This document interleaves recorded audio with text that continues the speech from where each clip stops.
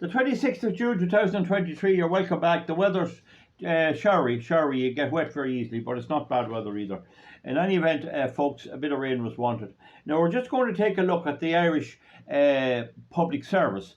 And they're having a big problem at the moment getting people to join all the various aspects of medical, nursing, doctors, and they're getting it hard to get policemen, and they're getting it very hard to get many of the people they want. And it's even gone down to the stage with firemen at this stage. And this is because our society and our government is so absolutely and completely incompetent and corrupt that they can do nothing right. It's from one crisis on to another. So anyway, this is about the Gardai. Now, the Gardai is Ireland's national police force. It was set up in 1922, and it endured from then. And it brought the country through some tough times, and it's made up mostly of ordinary Irish people and all of that, and they do the best they can. The management system is called bog standard. If you compare it to a course that would teach you about the standard of management, the Irish police position is bog standard, and it can't be changed because they don't have the brains to bring it in right.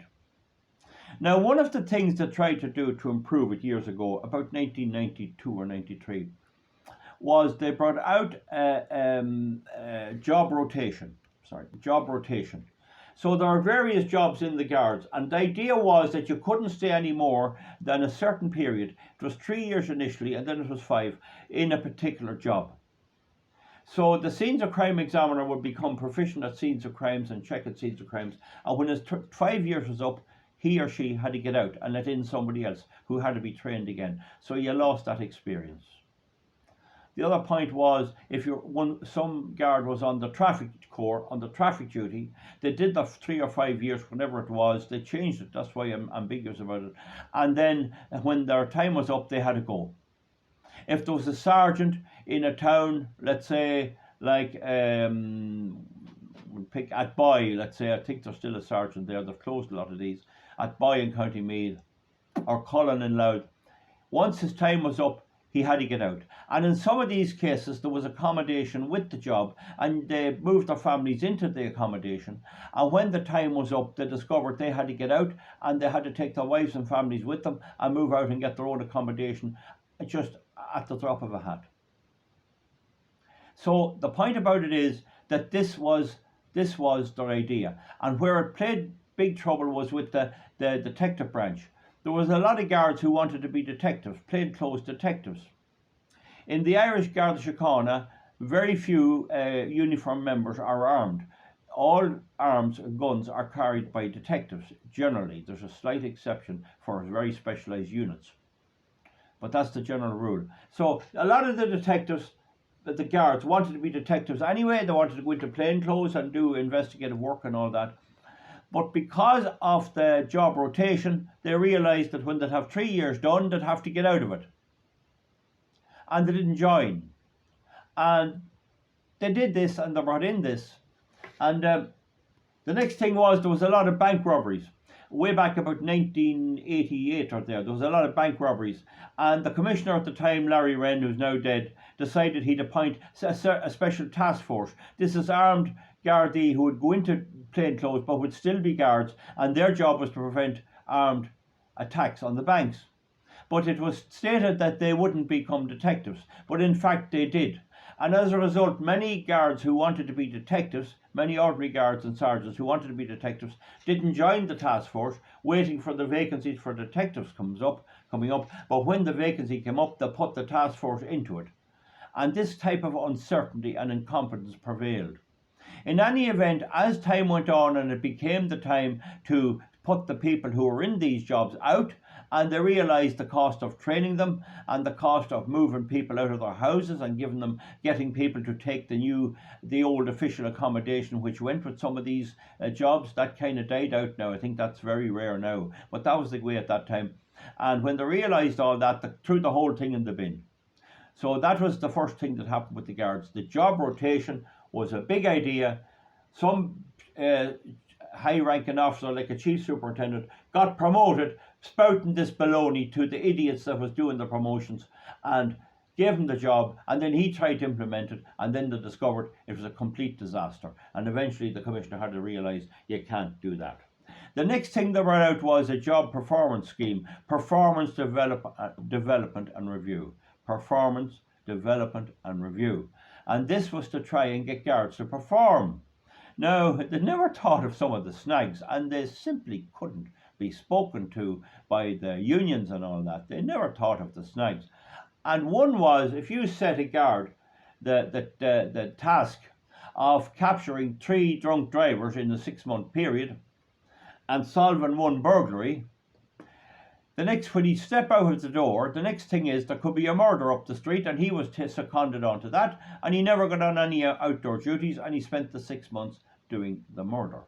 So they were that stupid, the authorities, that they thought that you could lay out what duties would befall a guard, what crimes would happen in his area, what periods there'd be no crimes, and all of this. And then when the 6 months was up, it was reviewed, and they were given training on how to achieve these goals. They called them key result areas, key result goals, and they gave them this training and all the rest, and they let them off. Now, when you think of the work a policeman does, you know, you could get a guard who'd find 2 public houses trading after hours.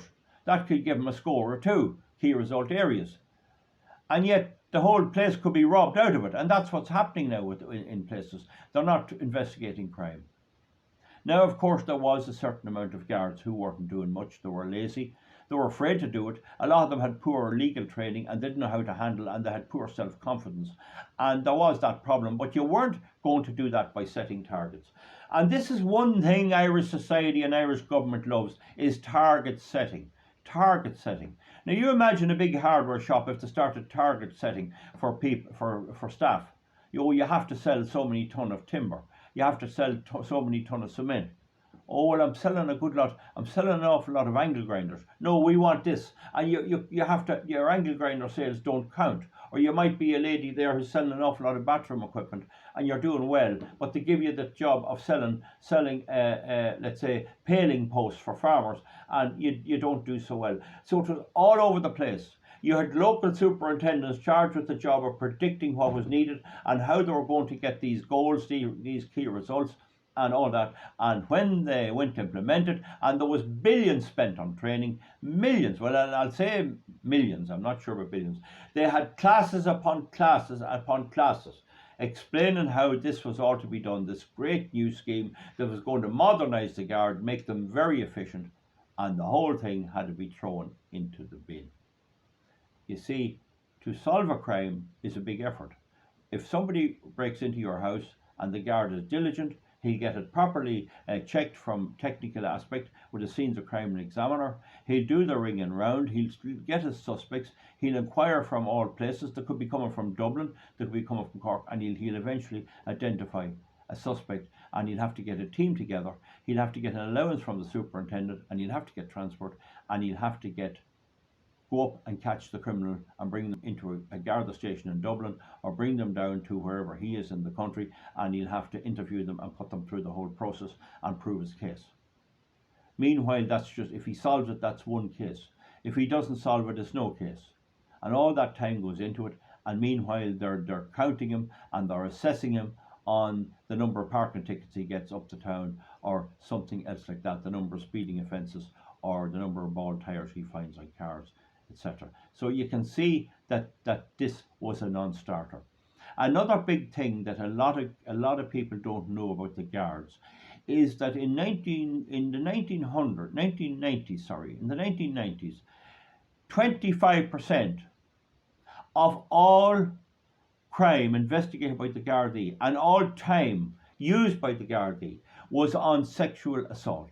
Mostly children who were accusing relatives and all of that, and neighbours and all of that, and sometimes parents. And these are extremely difficult to investigate. There's a very strict protocol for them, because the guard himself or herself could get into trouble. Some guards just couldn't handle a situation where a child of 9 complains her grandfather who should be her best friend, or one of her best friend, was sexually assaulting her, and it's very difficult. So this was a huge demand, and I would say today, I don't have figures, I would say today 30% at least of all Garda investigating time is going investigating sexual offences, and years ago they weren't investigated at all. Another thing that is not readily known, and I'd say this hasn't changed in recent years, but certainly in the late 1980s, 1990s, and early noughties, 1/4 of all road deaths were on motorcycles. 1/4 of all road deaths were motorcyclists acting alone, not for somebody without in front of them. They ran out a road, ran into a tree or whatever it was, and maybe ran into another car or something. 1/4 of all road accidents, and that takes a lot of work because there has to be an investigation, there has to be perhaps charges if somebody's still alive, and there has to be a coroner's inquest and all of that. It's hugely demanding on Garda time. Yet these things were never counted when they were doing performance and development and review. As far as management were concerned, they didn't count at all. That was something came your way. It was up to you to deal with it. And if meanwhile, while you were inside attending to this and filling in the forms, you're being docked, and they were thinking of bringing it in, relating it to pay at one stage, you're being docked for not having some type of road traffic offence, for not having licensing law offences, noxious weeds, or whatever else the guards were about. So you can see that the Garda Síochána, while the Garda guards do their best, the biggest problem is terrible management, outrageous management. It's just outrageous. And then nearly all of the high-ranking officers who have children joining the guards, those kids know they're going to get the clap on the back, and they're going to become high-ranking officers, and they're in big jobs, and a lot of them are incompetent. And the ordinary fella grafting away, the ordinary band guard, or the ordinary sergeant or detective sergeant grafting away, doing a good job, is totally ignored. So this is what you're up against if you're considering joining the guards. I don't want to put people off, but the word from the guards I talked to is gone to hell altogether. It is really gone to hell. They were trying to make the guards call boys who said they're girls women's names and call them her and all that. That just didn't wash yet, but they'll push that on because it appears Drew Harris is extremely woke. But in any event, it's a complete disaster. You couldn't conceive the stupidity of what goes on. Now, we're lucky we do get a kind of a service. There is an odd time the guards do work, and they're very good to deal with ordinary problems, and they're very personable. But remember, the ordinary guard has no say. Now, this is not unique to the Garda Síochána. We have the likes of a jackass called Eamon Ryan, a minister for communications and energy and all that, and environment. We have Roderick O'Gorman, another jackass, and another, and all of that, and we have several more. Leo Varadkar, and all these dopes are the government. And what do you expect from a pig but a grunt? So that's the situation you're in, and it's a sad situation, and it can really only be tackled when the people of Ireland turn away from this woke cultural Marxist nonsense, a climate change baloney, and go back to sound politics and people who at least can deal with this. There needs to be government oversight of the Gardaí. They appointed a GSOC investigating crowd. I don't know is it doing much good, but a good police force, it'd be managed by people who were competent, who knew the law, who knew the procedure, were properly trained by people who knew how to train them, and were well motivated, paid and looked after. I think it's 20 years ago they decided to bring out civilian guards. These were people who would come in off the street and do a patrol. I don't think it ever worked. I don't know, is it still on the go? Somebody might comment if it is. They were called yellow pack guards, I think they were calling them, because SuperValu was doing a yellow pack scheme on products. In any event, if one is cut out for the guards and they just love the whole idea of being a guard and they're not too worried about bad management and all of that, well, then it might just be for you.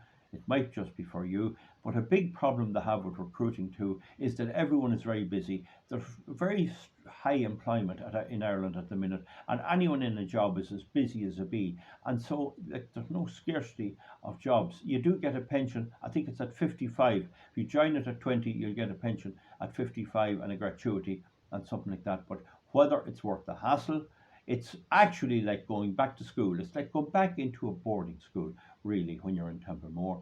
And when you pass out, you have these very type of like church type management. You have this kind of crying type management, and then you have another feature in the guards, and I'm only dealing with this very briefly. You have a system of management in the guards where they put 2 or 3 bosses over you. So you could be stationed, let's say, in Mullingar. I just pick it because it's central, Mullingar, and there will be a chief superintendent there, and they might put in an assistant with him. Now there's a regional commissioner for Leinster. He's over the chief superintendent, but he has no function. Nobody knows what his function is. They never set him any duties. He doesn't have to handle any paperwork. The chief superintendent in Mullingar sends it directly to Dublin. It doesn't go through this regional commissioner at all. It was really only jobs for the boys. If there's a detective superintendent in Mullingar, let's say, I don't know whether there is or not, there'll be a superintendent as well. So if you're the sergeant in Mullingar and you have to decide whether to put resources into a series of, let's say, burglaries in your area, or there's a series of, we'd say there's a post office robbery, and you have to decide which, your superintendent in uniform will tell you investigate the burglaries. Your detective superintendent in plainclothes will tell you investigate the post office, and it's the uniform superintendent has the say in the money. So you could be finding out as a sergeant, you could find yourself having 2 conflicting sets of orders, and you have to choose between which one you select. That is the reality. They have an unbelievable knack of having 2 bosses in everything and giving them more or less the same say. Each one can give an order to a guard or a sergeant, and they have to carry it out. There is no what would you call it? There's no overall command. There's nowhere that sergeant in Mullingar can go to when he has 2 instructions. One is, I want you to go out and put resources and do that, get that done. That's highly important. That's from your ordinary superintendent who handles the post. He's the uniform superintendent who handles your pay, who handles you all on a day-to-day basis. And up in an office up on the corner, there's a detective superintendent, and he comes down and tells you the opposite. And he has no budget, and this friction often goes on for years and years, and sometimes these officers will not agree. They don't see eye to eye, and one will be trying to outdo the other, and both of them are vying for promotion, and one's trying to look better than the other in the eyes of the higher management. That's just an example of something that goes on. Maybe I'll do something else in a minute, but I'm on 17 minutes now. I won't tell people to join or not join the Gardai. I'm just trying to point out what you can expect. What you can expect, they will drive you out of your tree if you're a decent person. That's the bottom line. See you, right? Okay.